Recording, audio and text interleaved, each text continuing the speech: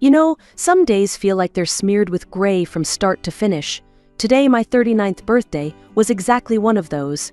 Waking up with the dull ache that's my faithful companion, I didn't feel much like celebrating.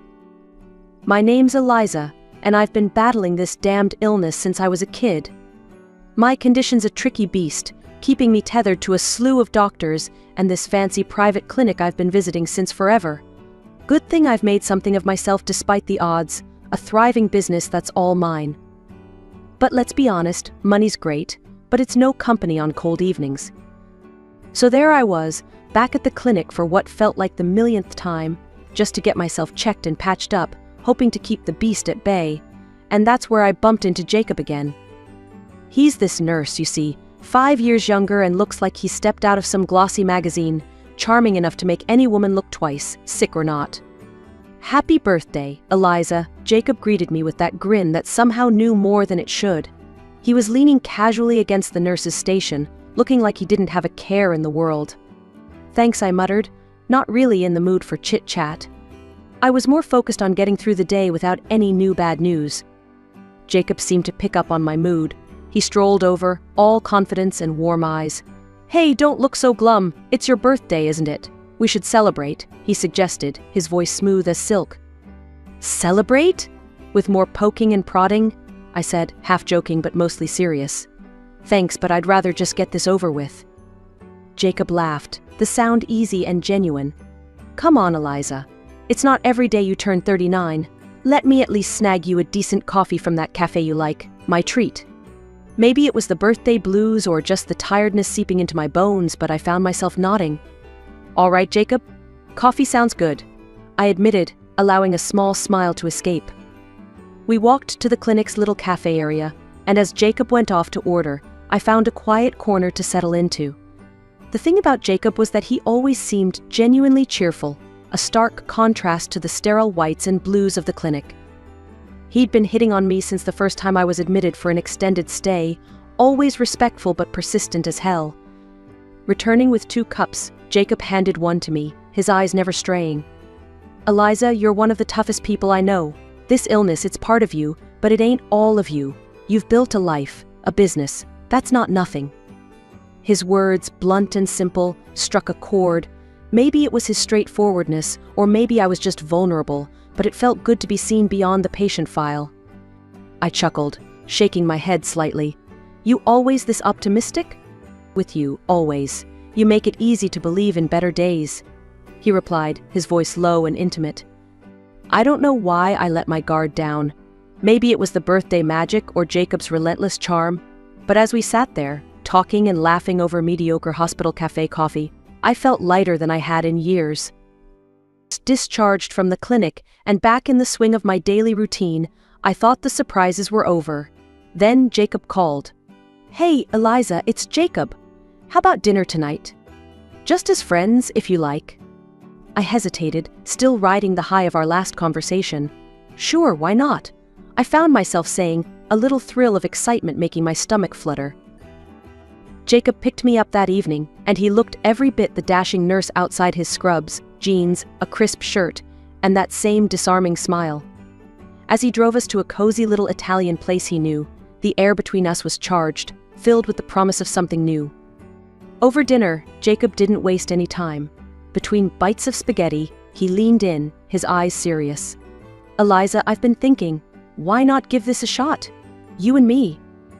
I nearly choked on my pasta. "Jacob, you know my situation, my health. It's complicated. I can't have a normal relationship." Jacob reached across the table, his hand covering mine. "I don't care about that," he said firmly. "I love you for who you are, not for what you can or can't do. Plus, you deserve to be happy. Everyone does." His words were a balm, soothing the fears that always lurked in the back of my mind. How could I not be moved? "Okay, let's give it a try," I agreed, feeling a mixture of joy and terror. Dating Jacob was like a breath of fresh air. He made everything fun, even a simple walk in the park felt like an adventure. He had this knack for making me laugh, and for the first time in a long while, I forgot about my illness. I was just Eliza, not Eliza with a chronic condition. 6 months flew by in a blur of happiness, and then, out of the blue, Jacob proposed. We were at home, a simple night in, when he got down on one knee with a small, elegant ring. "Marry me, Eliza. Let's make this official." Tears welled up in my eyes as I nodded vigorously. "Yes, Jacob. Yes." But practicality kicked in soon after, and I knew we had to sort out some legal stuff first. "Jacob, I want a prenup. It's important to me," I told him one evening, my voice steady despite the fluttering in my chest. Jacob didn't blink an eye. "Whatever you need to feel secure, I'm on board." Jacob signed the document without another word, his signature swift and sure. Our wedding was modest, held at the city hall with just a handful of friends as witnesses. Afterward, we moved into my plush apartment in the city center. For the first time in my life, I felt truly at ease, truly loved. And in those moments, my illness and its shadows seemed very far away indeed. Life as a newlywed started off better than I could have imagined. Jacob and I were settling into our daily routines, and I felt like I was living in a dream. That was until a few months after the wedding when Jacob dropped a bombshell after a particularly quiet dinner. "Eliza, I've been thinking a lot about this, and I've decided to quit my job," Jacob said abruptly, his tone serious as he avoided my gaze. I almost dropped my fork. "Quit your job? Why all of a sudden?" "You love nursing," I responded, trying to keep the surprise out of my voice. Jacob sighed, pushing his plate away. "I'm tired, Eliza. Tired of dealing with sickness every day. It's draining, you know." He looked up at me, his eyes searching for understanding. I reached across the table, squeezing his hand. "I get it, love. But what will you do?" He smiled then, a slow spread across his face. "I was thinking I could take care of the house, cook for us, make things nice here. Wouldn't that be something?" I paused, considering. It wasn't a typical arrangement, sure, but Jacob's cooking was divine, and he had a knack for making our place look like it belonged in a magazine. "If that's what you want, I'm all for it," I finally said, giving his idea my blessing. True to his word, Jacob transformed into the perfect homemaker. Each evening I came home to a spotless apartment and the aroma of something delicious wafting through the air. Dinners were elaborate affairs, and Jacob always made sure to dress up the table like we were dining at a five-star restaurant. I felt pampered, cherished, like a goddess. "Darling, you've outdone yourself again," I exclaimed one night as I took a bite of the exquisite beef bourguignon he had prepared. Jacob, beaming with pride, filled my wine glass. "Only the best for my best girl," he replied, winking at me across the table. This bliss, however, gradually started to fade. A year into our marriage, I noticed a shift. Jacob began spending more and more time in his office, his excuses ready whenever I asked. "Just sorting some bills, or planning something special for us," he would say. I tried to shake the nagging feeling that something was off. The apartment was still immaculate, the dinners still delicious, but the man who used to sit and chat with me for hours was slowly retreating behind a closed door. One evening, unable to shake my sense of unease, I confronted him. "Jacob, we need to talk. You've been so distant lately. Is everything okay?" He looked up from his computer, surprised. "Everything's fine, Eliza. You're imagining things," he reassured me, his voice gentle yet dismissive. "But you're always locked away in here. We hardly talk anymore. Don't you miss how things used to be?" I pressed, feeling the frustration rise. Jacob stood and came over to where I was sitting, his hands on my shoulders. "Eliza, I love you.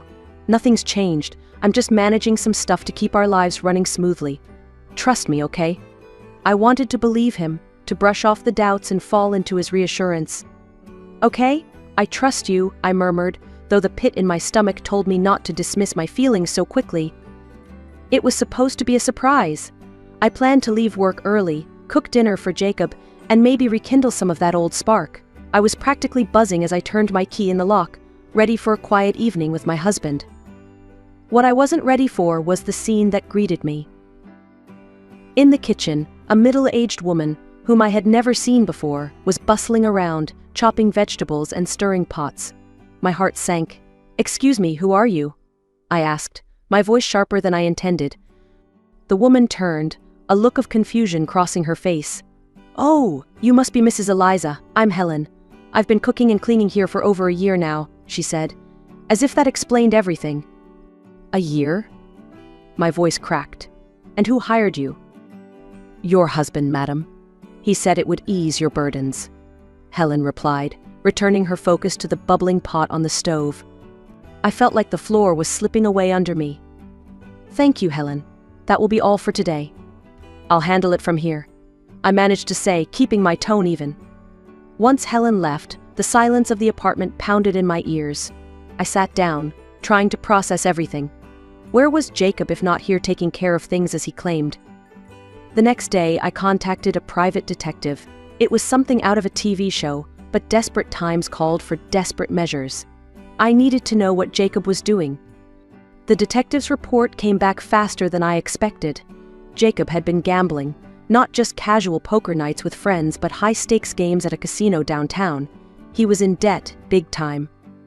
When I confronted him that evening, he didn't even try to deny it. His face crumpled when he saw the detective's photos and reports scattered across the coffee table. Eliza, I can explain, Jacob stammered, his eyes not meeting mine. Explain, Jacob, you waste our money. My voice rose, a mix of anger and heartbreak. Jacob's shoulders slumped. I know it's bad.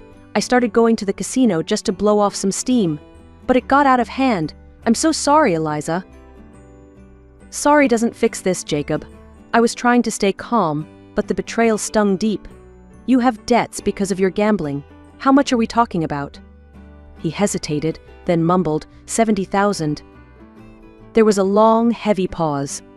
Then, I made up my mind. I will pay off your debts this one time. But under 2 conditions: you seek treatment for your gambling addiction, and you sign a receipt acknowledging that I have paid this debt. Treatment, yes, I'll do it. Anything you say. And I'll sign whatever you need me to. Jacob rushed the words out, relief fleeting across his face. I arranged everything quickly. The debt was cleared, and Jacob started his therapy. He signed the receipt, his hand shaking slightly as he put pen to paper. A whole year had ticked by since I'd bailed Jacob out of his gambling debts and watched him walk into that rehab center. He'd come back seemingly changed, dedicated to our fresh start, or so I thought. That illusion shattered the day I came home to find not just Jacob, but his sister Linda and her 3 kids surrounded by suitcases and boxes in my living room. What's all this? I asked, my tone icy as I dropped my keys and bag on the hall table, taking in the chaotic scene. Linda, who had the nerve to look right at home, smirked as she straightened up from unpacking a box. Oh, Eliza, we're moving in. Jacob said it's fine, since it's his apartment now. My head snapped towards Jacob, who was leaning against the wall with an all-too-familiar smug look on his face. What is she talking about, Jacob? Jacob pushed off from the wall and sauntered over with an impudent grin. Exactly what she said. I've had enough, Eliza. You've been riding my back for years, making me your servant. It's time I took what's mine. I stared at him, dumbfounded. Your servant? Are you out of your mind? I've supported you, paid your debts. Linda piped up again, her voice sharp. And that just proves it. You've kept him under your thumb, paying to keep him tied to you. Jacob nodded vigorously as he pulled a stack of papers from behind a cushion on the sofa. I've filed for divorce, and I'll be seeking compensation for years of mistreatment and alimony, since I've been the one stuck at home. The absurdity of his words stung.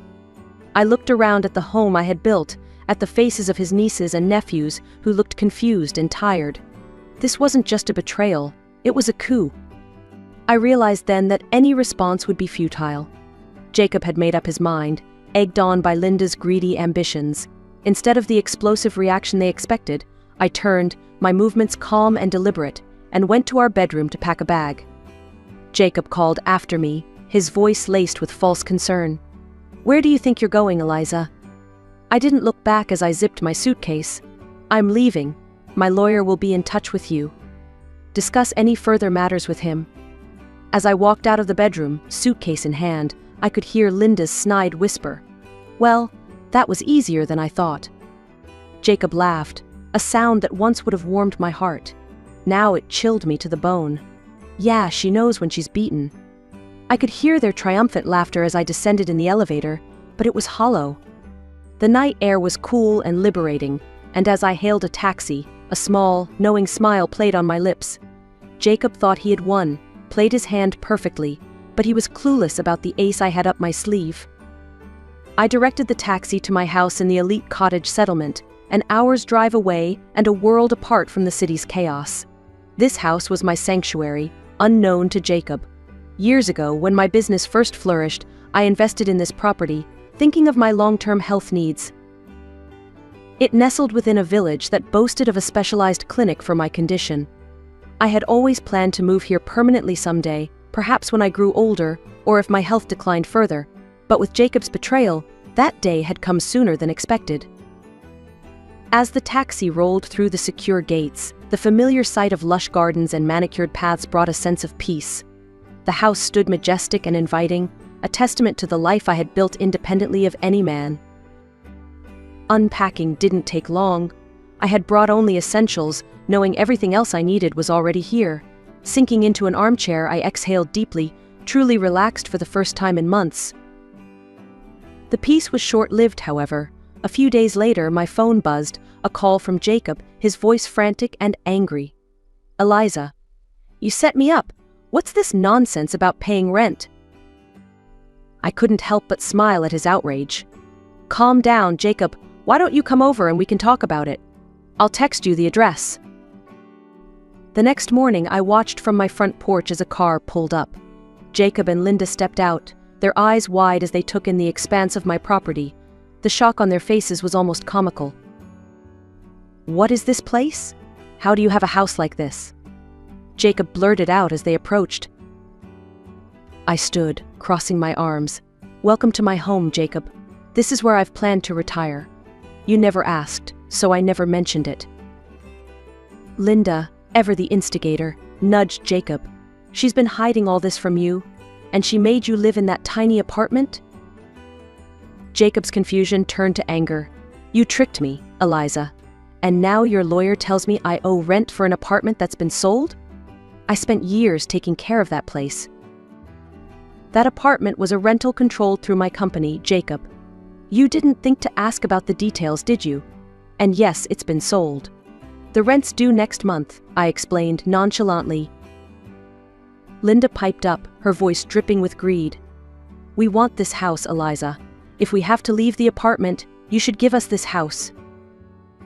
Jacob nodded, a desperate look on his face. "Yeah, if you don't, we'll sue. We'll take this to court." I burst out laughing, the sound echoing off the high ceilings. "Oh, you will you? This house was bought before I met you, Jacob. It's protected, outside the reach of your claims." Their faces fell, the realization that they had no legal ground to stand on sinking in. As they continued to protest, I made a simple gesture to the security personnel who had discreetly gathered nearby. Within moments, Jacob and Linda were escorted off the property, their shouts fading into the distance. The courtroom was cold and sterile, a stark contrast to the heated emotions running high within its walls. Jacob had filed a lawsuit claiming that I had exploited him, reducing him to little more than a slave in our home. The audacity of it made my blood boil, but I maintained my composure, trusting in the stack of evidence my lawyer had organized. Jacob took the stand, his voice shaky but determined.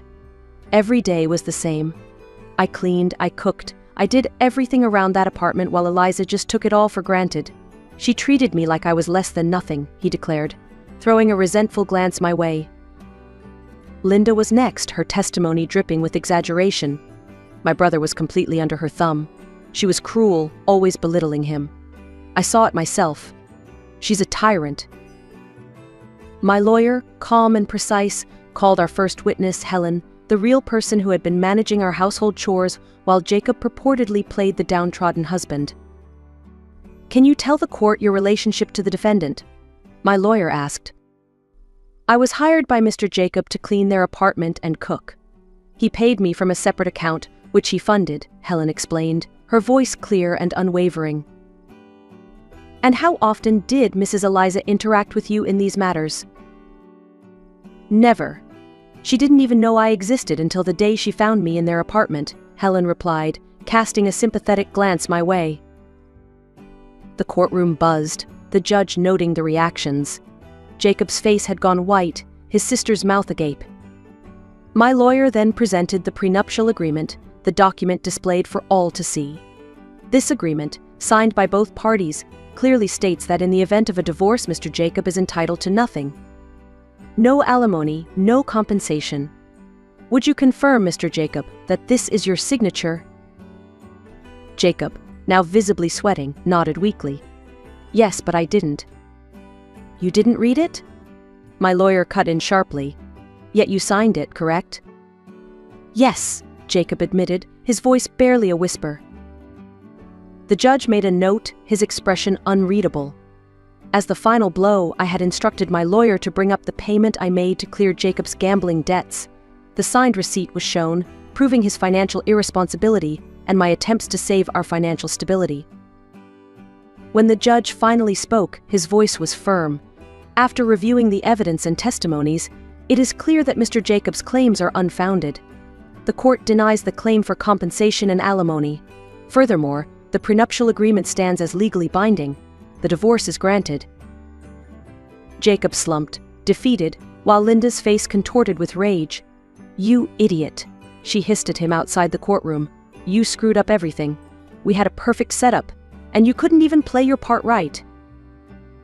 As they bickered, I walked away from the courthouse, a weight lifted off my shoulders. Jacob had been planning to live off me, thinking he could outsmart me.